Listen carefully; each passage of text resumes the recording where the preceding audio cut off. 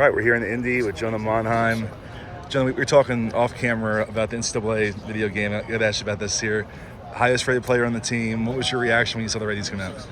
I think it's certainly cool, but I also know that the game's going to change. We've got updates. We've really got to earn these ratings because they're subject to change. So it's cool for now, but I know that we've got to earn them as the game goes along. You told me you don't like to play with USC. And what was the reason? I just feel like if things go bad, I don't want to be yelling at us. I don't want to be blaming us in a video game. So I prefer to play as other teams.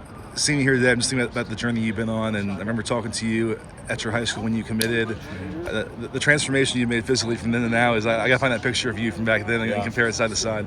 How do you look back on your journey to this point and just what you've gotten out of the USC experience?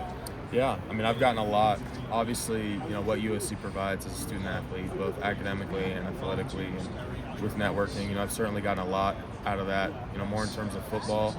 Just looking at my journey as an offensive lineman, I've been so fortunate to be around good teammates and good coaches that have provided me with so much knowledge and information, about the sport and about the position that I'm really appreciative for. And I think that's what ultimately has led me to where I'm at right now.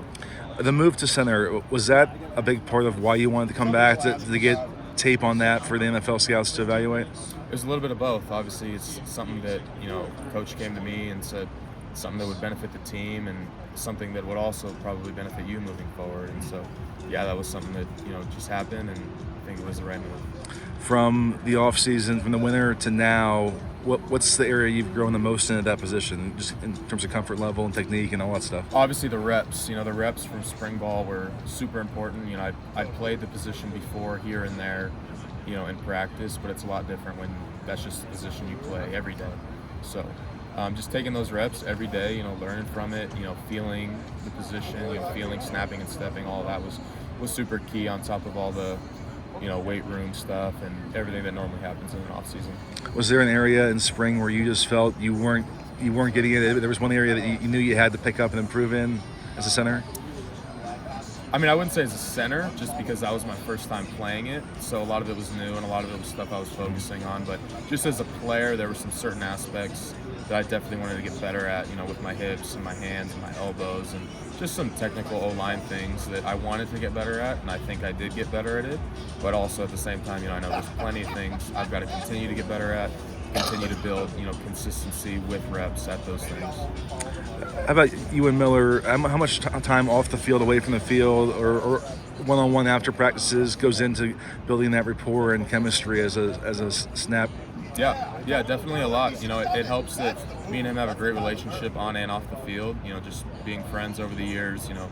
Being through the fire with him, over the years has been great. But yeah, whatever it takes, whether it's extra snaps on the practice field or extra time in the film room together off the field, whatever it is, we have a good relationship, and we're going to continue to work at that and build at it and build our comfort level and our knowledge with each other. Hopefully, we'll be ready to roll there. So on the 1 to 10 scale, that's snapping operation right now. Where would you put it at between you two? I'd probably put it at a 7.5. Okay.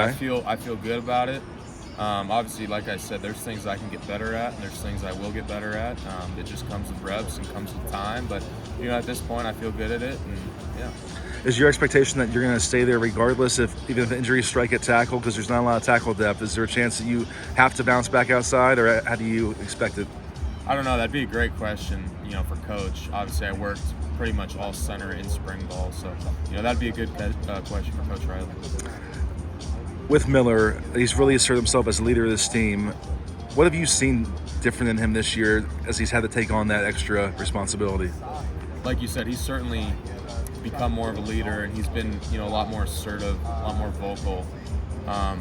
But Miller as a person is very poised and very confident, and it seems pretty natural to him. Obviously, I don't know if that is how he feels on the inside, but that's how it feels as his teammate. He seems natural for it and confident and poised for it. So all that's been good. What's the main difference in this offense with Miller in charge and with some of the other changes that have happened from last year?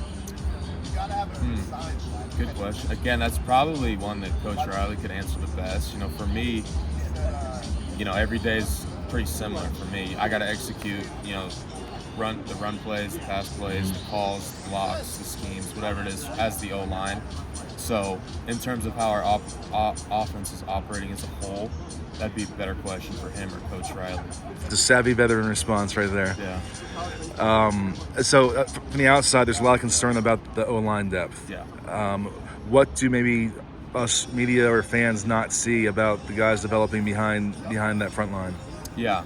I mean, the thing with development is it's got to come from reps, it's got to come from time, and they've got to build the knowledge of, getting those reps and that experience without always getting the game reps, which is a tough thing to develop at a position like O-line that is such a developmental position. But to your question, behind the scenes, there's a lot of guys working really hard. There's a lot of guys putting a lot of time into the game and into the film room, and hopefully those things pay off moving forward, especially some of the guys that have made big jumps in the weight room with their strength and their weight and what have you. So hopefully all those things can come together in camp and we can solidify that group moving forward. Great stuff. Thanks, Jonah. Thanks, Ryan.